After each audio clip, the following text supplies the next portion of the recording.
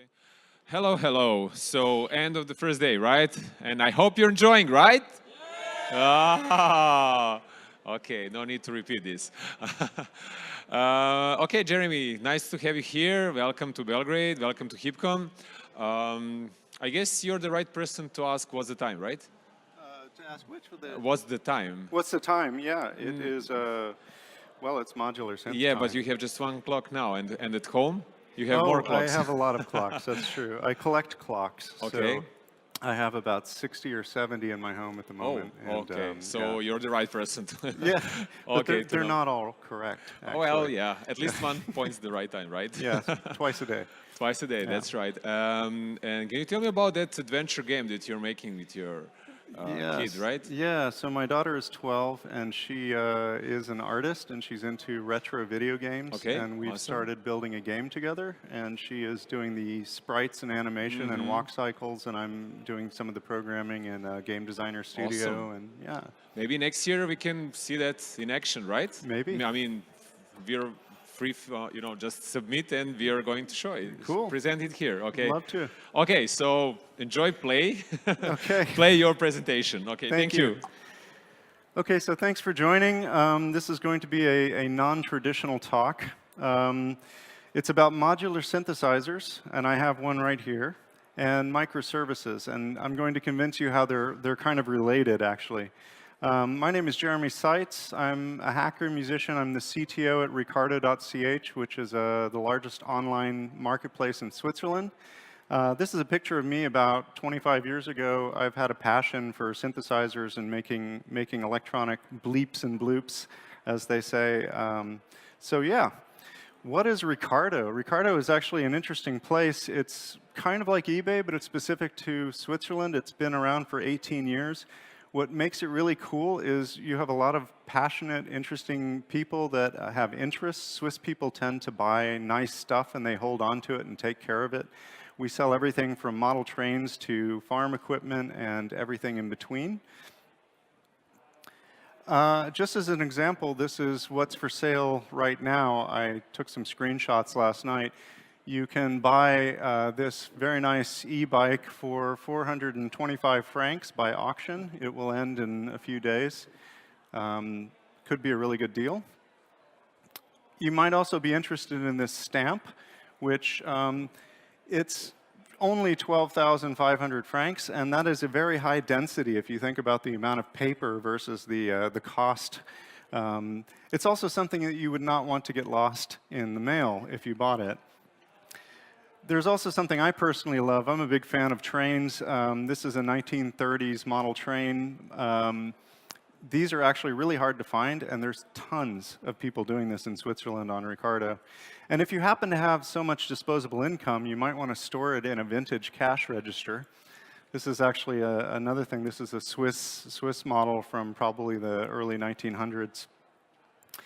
If money's not an object, you might actually consider a Bosendorfer piano, which is also for sale on Ricardo right now.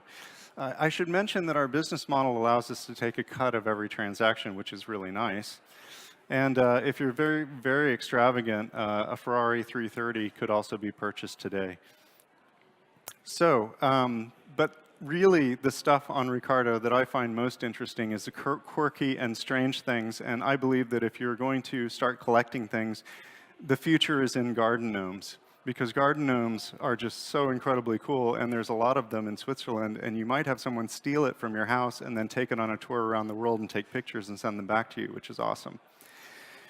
So what does this have to do with microservices? Well, how did we build all of this stuff that you just saw? It was built with these technologies. We use pretty much a cutting-edge stack.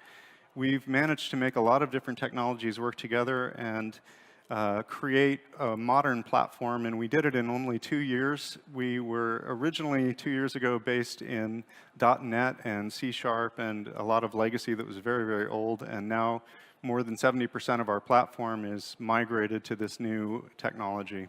But it isn't actually the technology that makes it so cool, because what really makes it cool is the team behind it. This is my team, the product managers, the designers, the engineers at Ricardo. They're a really cool group of people. They're creative, they're funny, they're interesting, they're extremely smart, and we actually span Switzerland, we have an office right here in Belgrade. We have an office in France, and we all work together. We travel, we cook together, and so forth. But before I go too much into that, this is a patch cable. This is something that I particularly love, and it is the most important thing that you need in working with a modular synthesizer.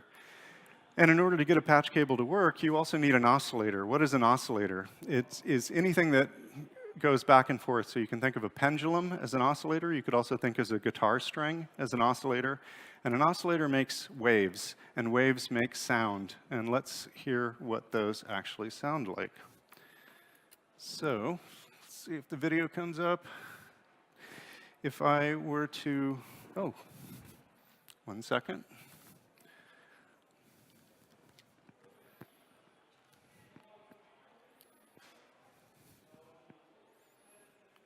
Camera went to sleep, bear with me.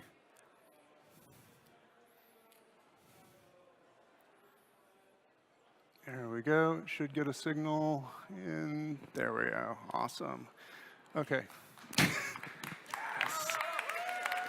Yes. This is kind of like live coding, so you have to be aware that things may actually catch on fire, we'll see.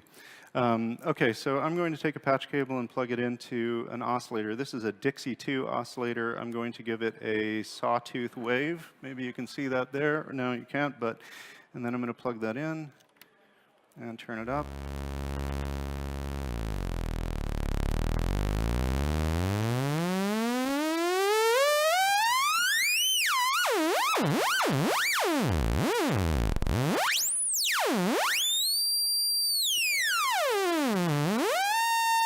Okay, I could do that all day. But what's actually cool about this is I have just basically sent audio from one module to an output module. But you'll notice when I was turning that knob, I was changing the frequency. If I take a different cable, I can plug it into another. There's a jack on here that is called 1 volt per octave. And 1 volt per octave allows me to actually control that knob with a different knob. And that is called a control voltage. If I touch it, it actually changes.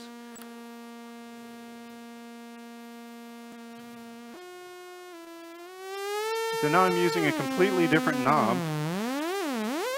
to do the same thing, but I can change the range of it.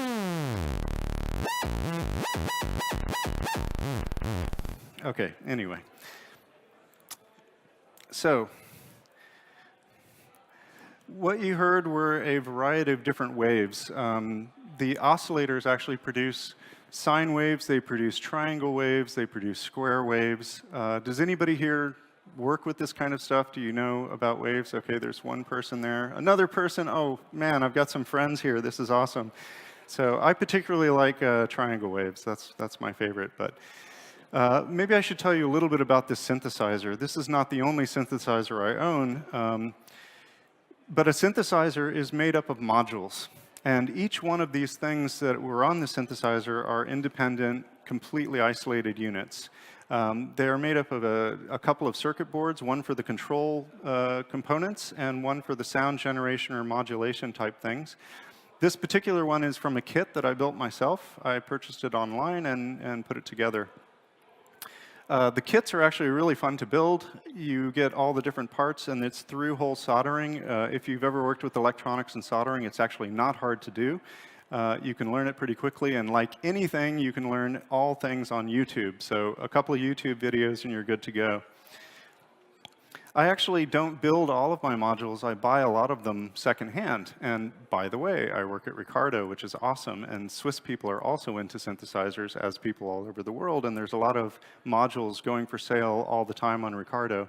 This is also really cool because if I buy a module I don't like, I can sell it on Ricardo and recoup a lot of the money so I can buy other things. By the way, if you're building microservices and you build a module that you don't like, you're probably not going to be able to sell it.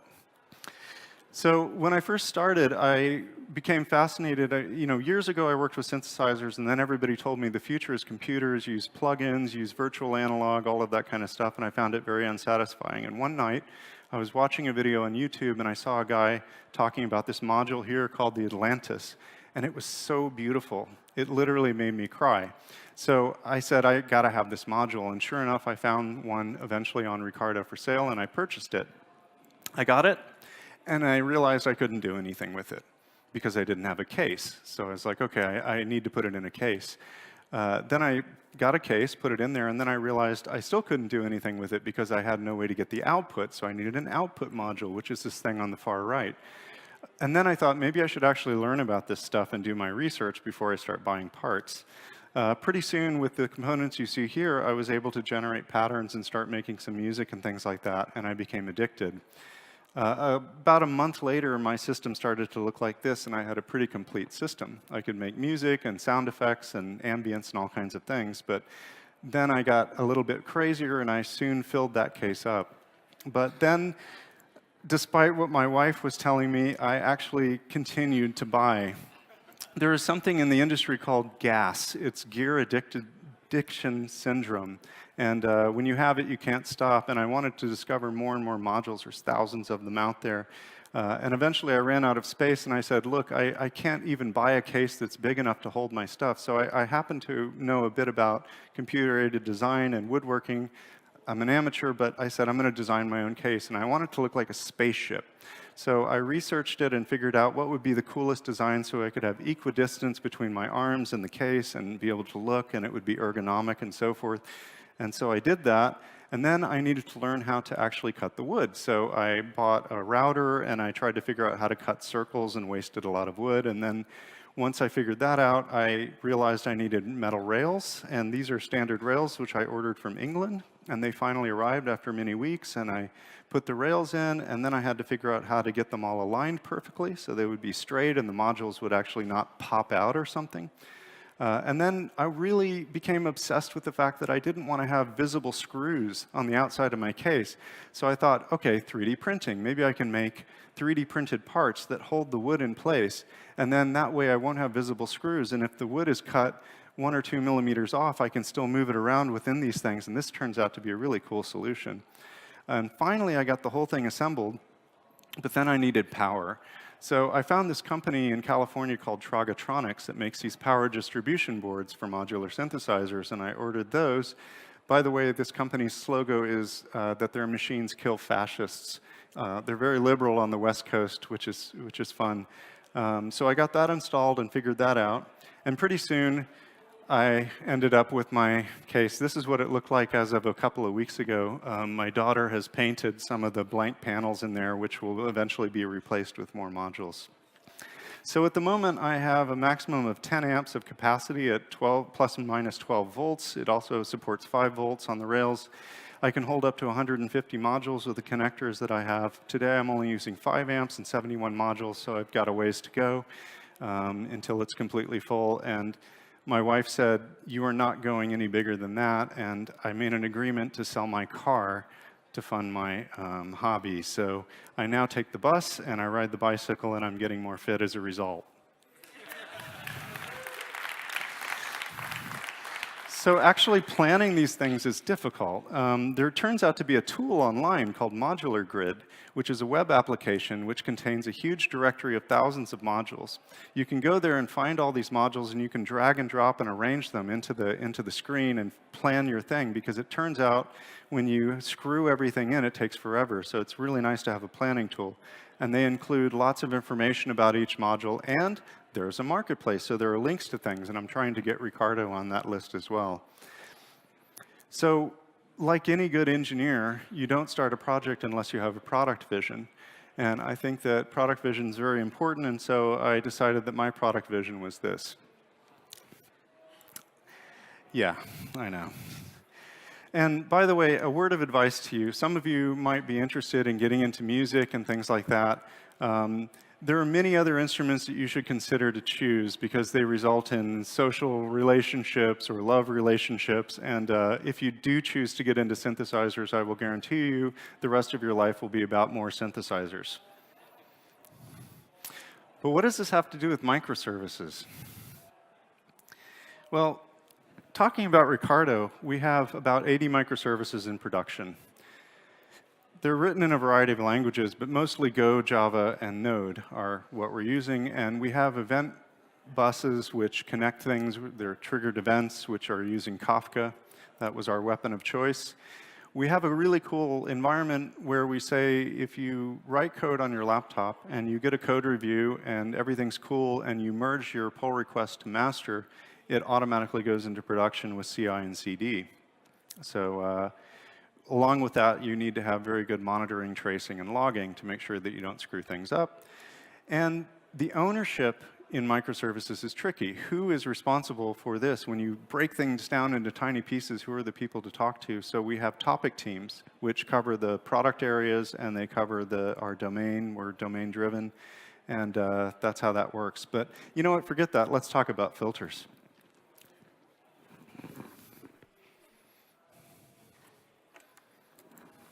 So I'm going to continue with that previous module that I had. And I'm going to plug it into a filter here.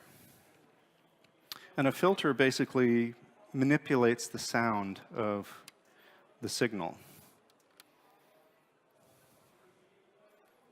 Let's see if you can hear that. Don't hear anything yet. And, oh, I need output. It's my fault, don't worry.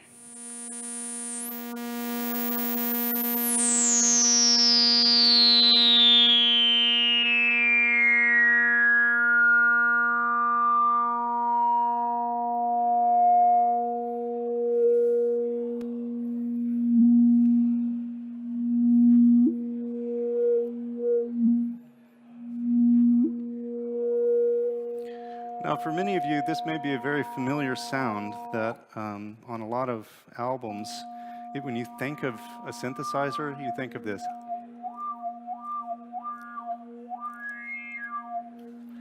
That's what a filter does. This is, in particular, a low-pass filter. And it is one of the nicest sounding things in the world. I can't stop. OK. So what's happening here? The way a filter works is it's kind of like EQ, treble and bass that you might have on your stereo, but it emphasizes a particular frequency in the frequency band. And years ago, when people were working with filters, they were used to shape sound. So in this case, a low-pass filter is actually allowing the low frequencies to go through and cutting off the high frequencies. But you've probably heard of the Moog synthesizer from Robert Moog. When he was designing the transistor ladder filter, he made a mistake. And that mistake caused a feedback to happen at the resonant frequency, which is called the resonance. And this happy accident created the signature sound of what we think of when we hear synthesizers. But there's another thing going on, which is this beautiful graph here is actually the harmonic sequence. If you've ever played guitar or played with a string that's vibrating, you know you can touch it in certain places and it sounds really beautiful all of a sudden. These are the resonant frequencies that in the harmonic sequence. You've actually divided it mathematically perfectly into half or thirds or fourths or fifths and so forth. Resonant filters take advantage of this and bring the sweetness of sounds out. And the filter I just played for you is actually a Jove filter. It's a faithful reproduction of a filter that appeared in a Roland Jupiter 6 from 1983, which by a lot of people is considered to be a fantastic synthesizer. But you'll notice this is a monolith. There are no modules here. It is pre-wired to do things. And what I love about these synthesizers is every control has a purpose. So you have very much a tactile physical control that you can do over things. And that's very much unlike today, where we have essentially computers that are trying to behave like user interfaces on synthesizers, where the screen and the buttons and things like that are actually responsible for it. I particularly hate these kinds of synthesizers, and I'm much more happy to use something like this, which is one of my synthesizers in my collection from 1977, the Korg MS-20, which has probably the most beautiful filter in the world, and you've heard it on a million albums, everything from Daft Punk to David Bowie. But what you'll notice is interesting here is that this synth is divided in half, and on one side you have knobs, and so on the other side you have patch jacks where you plug in cables, and that's because this was the transition period of when modular synthesizers, like the dinosaurs, began to die off, and monolithic synthesizers took over. And if we go back even further, this is Don Buchla.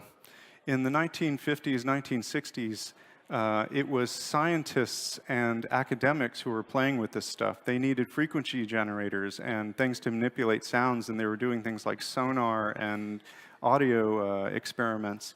And they would put things into racks because that's what you did. I mean, this is how telecommunication systems work. You've seen, people with jacks switching phone lines in the 1940s and so.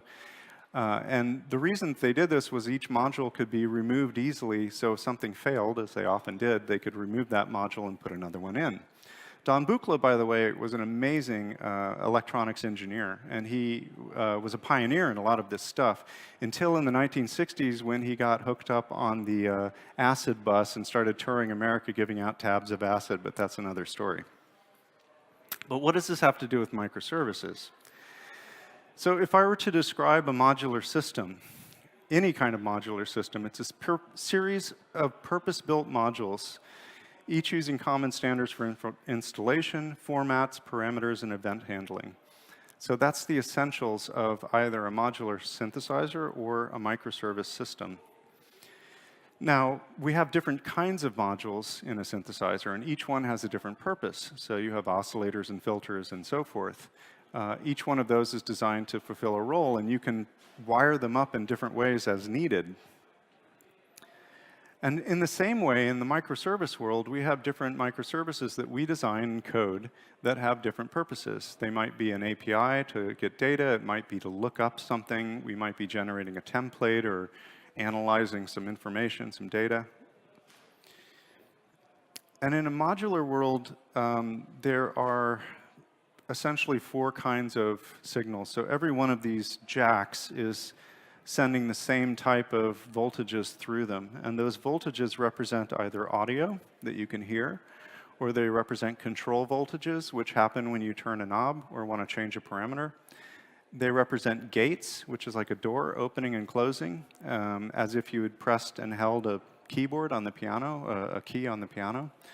And they represent triggers, which are momentary events which tell you that something has happened, like a clock signal, which would periodically fire at a regular interval.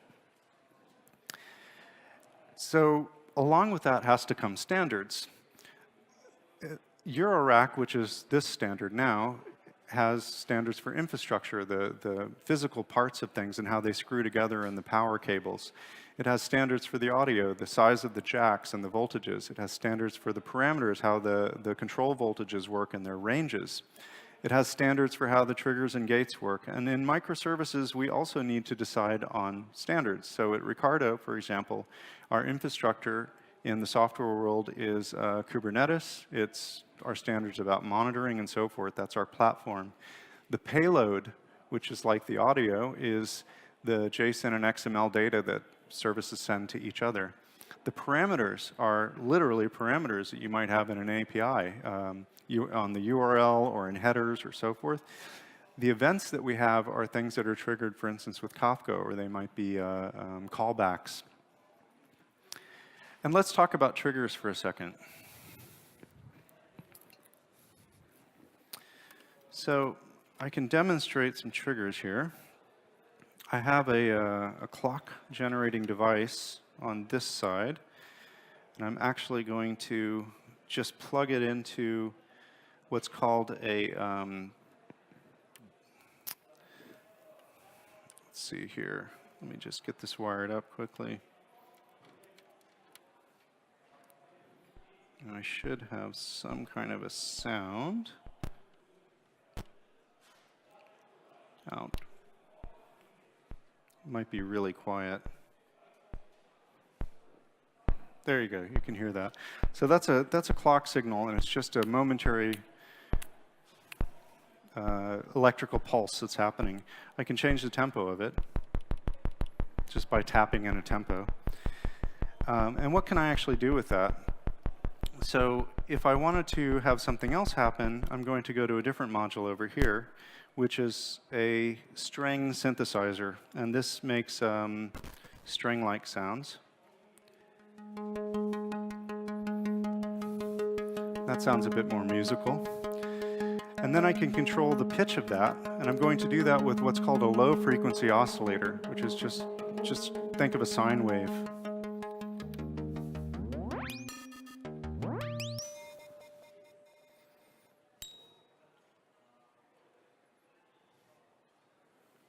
Oh, it's behaving very strangely. Let's see, it stopped working. Why? Let me re-plug in here. Oh, it's not working. Okay. So the point is that it can trigger basically anything to happen. As another example, I could trigger a drum sound here. Let me do that.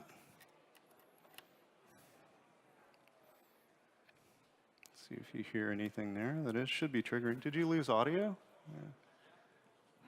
It's not working. Okay. Nothing. No. As I said, it's like live coding. Should be getting something. You're not getting anything? Okay. Let me just try a basic sound. Yeah, that works. Okay. Oh, I know why. Wrong jack. There you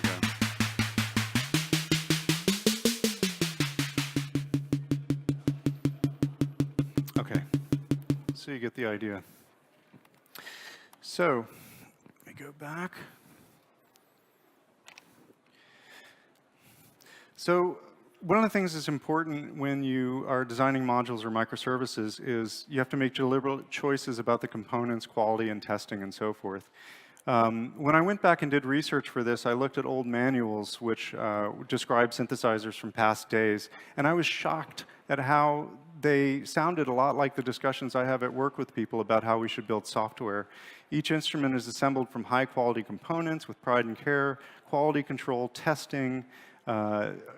Things can be rearranged as you need them. Here's another one where they talk about conservative design, that it's real-time, portability, cost is reasonable. All things are compatible, things are consistent. These are the things we strive for. But the problem with at that time was that there were so many different standards. Every company had their own idea. And this is kind of where we are in the microservice world, too. These are a list of all the different types and the connectors they had. They weren't compatible.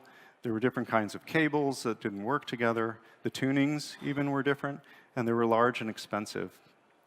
That all changed when this man, Dieter Doepfer,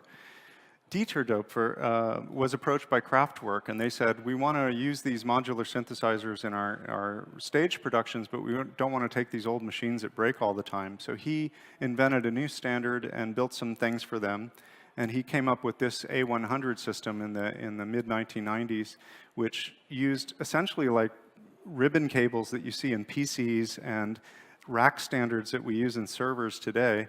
And he used all the existing standards to make it more affordable and easier and more approachable. And nothing happened for a while until the 2000s when he decided he wanted to see more people making modules for this standard, so he kind of open sourced it. He posted all the specifications online and encouraged other people to do their own modules for it. And he's basically created a whole revolution. And where we are today is amazing. These are some modules that are made. I have one of these. The design is beautiful. They're made by this guy, Olivier Pinichet, who is in Paris, and he's kind of a one-man operation. He makes like a dozen different modules and has them mass-produced after he's tested them. These are modules made by IntelliGel, a Canadian company. And again, this is Dan, who is kind of a software engineer guy and also a hardware guy. He designs these modules, gets them produced with his company. I love this brand, which is Make Noise, and they go back to the experimental.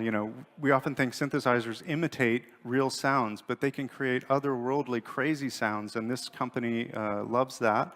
They're based in North Carolina, and they have kind of a Scrum-like development environment where they do short iterations and a small team. Here's a beautiful one from a Spanish company, Endorphins. They put their artwork and their love into the design of things. And this is Folk Tech, which uses materials like copper and brass and things. All of these things have to be sourced from components. They have to build them and design them. And what does this have to do with microservices? Well, after you've worked with a synth for a while and made some cool music, it might look like this. And if you've worked with microservices for a while and wired things up, your architecture may look like this too. And that's a problem. If you're a solo musician, it's okay. You know what everything here does. But if you're working in a team, that's not acceptable. So another point of this is I started to think of things differently when I got into this. So for instance, at Ricardo, we needed to design a new auction engine for how to run an auction. Imagine when you're designing a microservice to envision a user interface, it should be user-centric. In this case, I've imagined you could actually make a real module like this in a modular synth that could run an auction. You specify the start of when the auction should begin, how long it should run. Anytime a bid has happened, it's a trigger. And if the bid is higher than the amount of the last person, it would send a signal. If not, it would ignore it. And you could even have triggers that happen when the auction has expired or a bid has been ended or exceeded and so forth. And you could pause the auction. So just with these controls, you could visually imagine if I were to design this microservice, how would it look in the real world? This is an interesting thing to try. And most importantly, when you're designing your microservices, try to not build a monolith, because it's quite easy to do that if you don't think differently about things. Think in terms of components, think in terms of the reusability of them, and that they do one thing really well and they don't do everything. So there's not much point in building a complex modular synth unless you make music.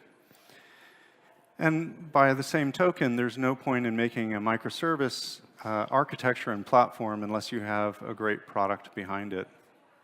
So if you're interested in this stuff, if I've piqued your curiosity, I would recommend you check out VCVRack, which is an open source software project which allows you to actually simulate this environment and do it on your computer. Some of the modules I've shown you today are available for you to play with through a visual interface, and it's free, and they take pull requests. There's also a wonderful documentary called I Dream of Wires, which is available on Netflix or online, and you can watch this. It talks a lot about the history of modular synths. Finally, if you're interested in my music, you can go to SoundCloud. I have over 40 followers, so I'm quite famous on SoundCloud. Thank you very much. I'm very proud. And I'm also on Twitter as Foz. You can tell I started Twitter right when they began because I have a short username. And I need to give a pitch, which is we're here with Interventure. If you don't know Interventure, they're an amazing company. They believe in conjoined teams and working in an agile way. As such, all of the companies they work with work the way we do. They're the kind of companies you'd want to work with. Really cool group of guys who do great stuff. Come by the Ricardo Interventure booth. You could win some of these amazing prizes. That Toblerone is huge. I'm not joking. It's like this big. And you might also win a Swiss Army knife, which is very useful in case you get stuck with patch cables wrapped around your body. And then finally, what else can this thing do? So I'm just going to improvise and play some garbage for you now. Thank you. OK, so I'll start by using this. Let's get some tunes going here.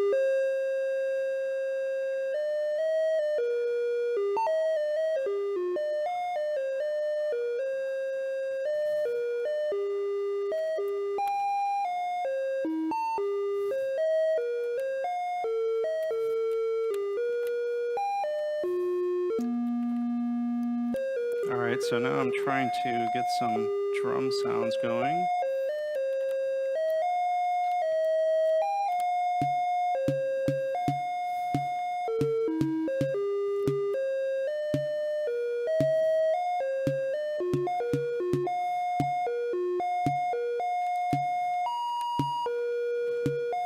Let's get a bass drum in there.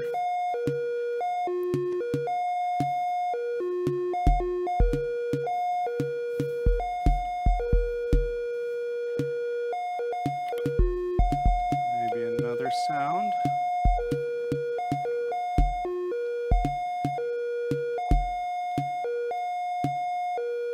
How the hell is that connected? Oh, okay, that's coming from there. Whoa. Yeah, that's better.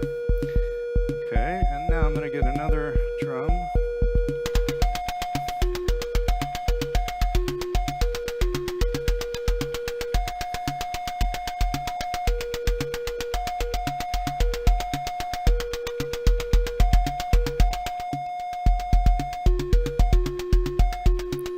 Try to adjust some frequencies here.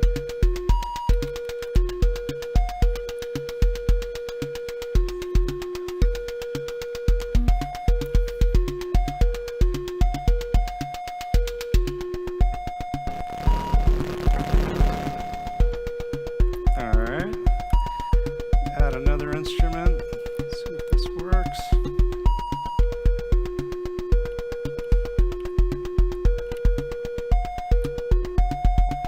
That one's not working. Whoa!